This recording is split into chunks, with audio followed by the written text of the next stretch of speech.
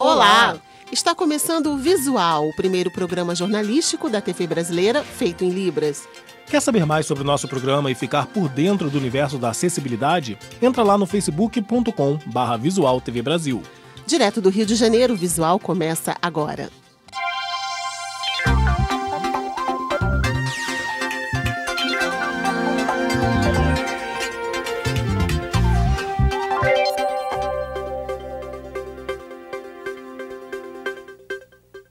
Um em cada 3 brasileiros conhece alguém que tenha sido assassinado, hein?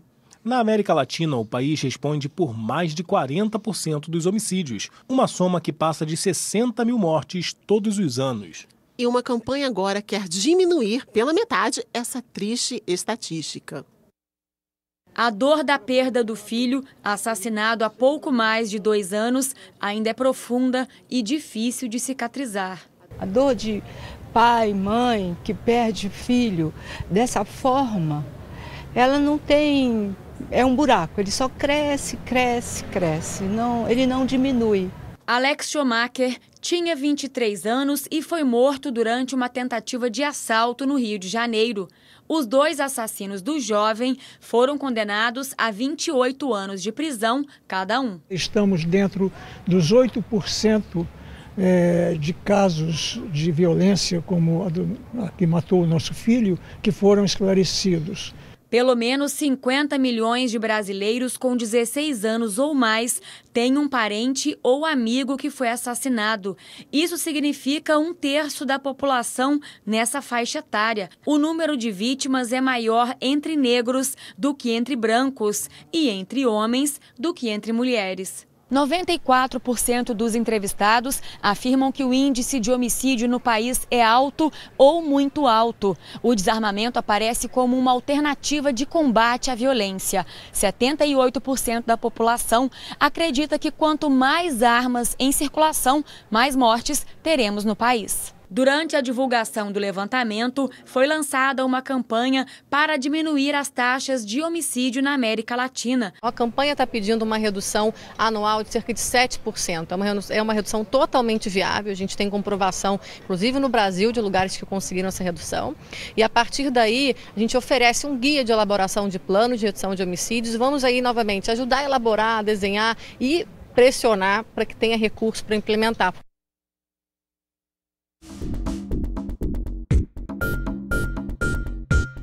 Prato, colher, garfo, faca. Você conhece a síndrome de burnout? É o nome da doença que atinge quem se sente estressado e esgotado física e mentalmente no trabalho. O Brasil só fica atrás do Japão no ranking desses sintomas. Ela tem como principal característica o esgotamento profissional. É a síndrome de burnout, que se apresenta com sintomas como cansaço, impaciência, irritabilidade, falta de concentração, falhas de memória e insegurança. Cada vez mais frequente, ela atinge mais o público adulto jovem, na faixa entre os 20 e os 40 anos, e pode afetar qualquer um. Segundo a Previdência Social, no ano passado, mais de 75 mil trabalhadores foram afastados do emprego por apresentarem quadros depressivos, e este número tende a aumentar. De acordo com a Organização Mundial da Saúde, até 2020, a depressão vai ser a doença mais incapacitante do mundo. Há 7 anos, esta jornalista cumpria dupla jornada de trabalho. Naquele período, a carga emocional pelos compromissos e cobranças foi tão grande que ela chegou até a somatizar os reflexos do estresse. Como já fazia terapia, teve fácil diagnóstico. O meu terapeuta imediatamente avisou e falou: eu acho que realmente você está com burnout, né? Você está excedendo o teu limite e você tem que dar um jeito de fazer alguma coisa para isso. Este psiquiatra interpreta a burnout como a síndrome da vida moderna, mas alerta que toda angústia e ansiedade geradas por ela têm que ser diferenciadas de um simples estresse. Uma diferenciação básica é o seguinte: aquele sujeito que sai de férias e demora para conseguir se desconectar no trabalho, no primeiro dia que volta a trabalhar já está estressado como se não tivesse tirado férias, talvez seja mais do que estresse. Talvez já seja um primeiro sinal de atenção para uma síndrome de burnout. De todos os casos que ele trata no consultório por mês, cerca de 10% são burnout. E em muitos deles, o tratamento nem chega a ser com medicamentos. Na verdade, a medicação vai ser necessária naqueles casos que já evoluíram para um padrão de transtornos depressivos ou transtornos ansiosos, né? No geral, o tratamento vai estar baseado na psicoterapia e também na identificação das características pessoais do indivíduo que facilitam o surgimento da síndrome de burnout. Andar pelas ruas da maioria das cidades brasileiras é um desafio. É isso aí. As calçadas, quando existem, colocam os pedestres em risco. Caminhar por algumas calçadas pode ser um desafio para muita gente. Esta passarela, na zona oeste de São Paulo, mais parece cenário de filme. Terrível, né, cara? Porque aqui é o caminho que o povo vem pro presídio e faz visita, vem criança, vem mulher, vem deficiente, tudo passa aqui. Para chamar a atenção sobre o assunto, uma campanha foi realizada para que a população detectasse os problemas nas calçadas. Pedestres de todas as regiões do país colaboraram com a ação. A campanha Calçada Cilada 2017 durou 4 semanas no mês passado e identificou vários problemas. Calçadas esburacadas, irregulares, falta de acessibilidade, falta de rampa, concessionárias que realizam serviços e depois não deixam as calçadas de acordo com as normas, invasão por proprietário, restaurante, bar, mesa, e cadeira de bar, lixo. As irregularidades foram apontadas por meio de um aplicativo para celular. Somente na capital paulista, onde a mobilização foi maior, houve mais de 500 denúncias. Em Brasília, 250. E no Rio de Janeiro, mais de 190. Dificulta o pezinho da gente, que toda hora entra no buraco, né? É complicado, né? Ao todo, foram mais de 1.600 reclamações.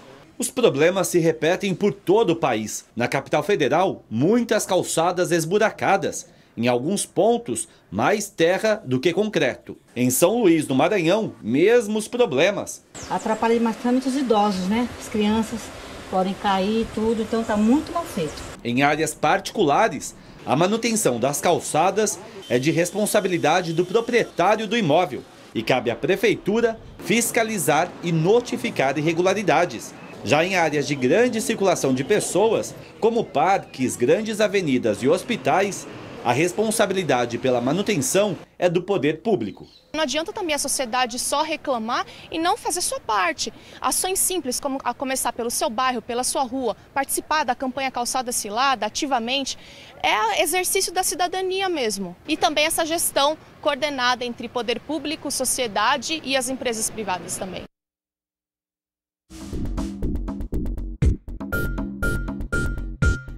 Prato, colher, garfo, faca. Furar a fila, falsificar carteirinha de estudante são situações do dia a dia que às vezes nem percebemos, mas elas são exemplos de corrupção, hein, Jonatas? É isso aí, Cláudia. No Distrito Federal, o Ministério Público promove uma ação para conscientizar jovens e crianças sobre honestidade e transparência em todas as fases da vida. Os 250 alunos desta escola em Brasília já chegaram com uma ideia básica sobre o que é corrupção. Roubar.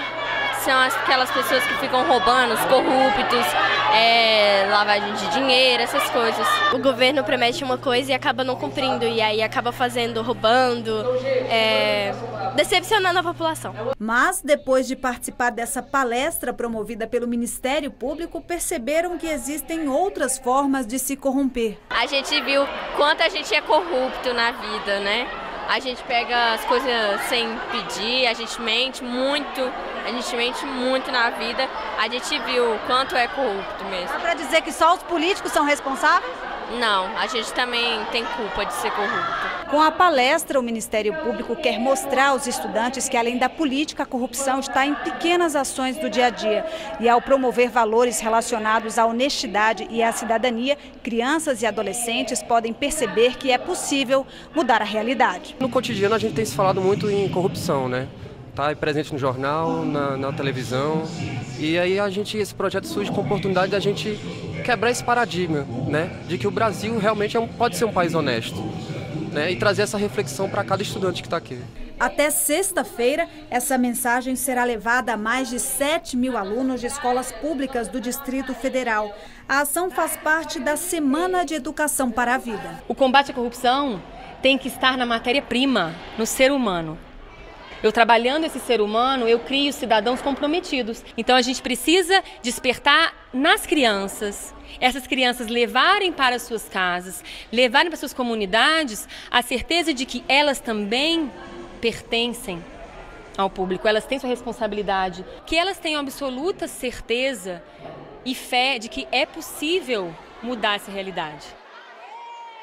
E o visual fica por aqui. E você já sabe, para falar com a gente é só mandar uma mensagem pelo WhatsApp. O nosso número é 021 974 522 300. Tchau, muito obrigada pela companhia. Tchau, tchau para você.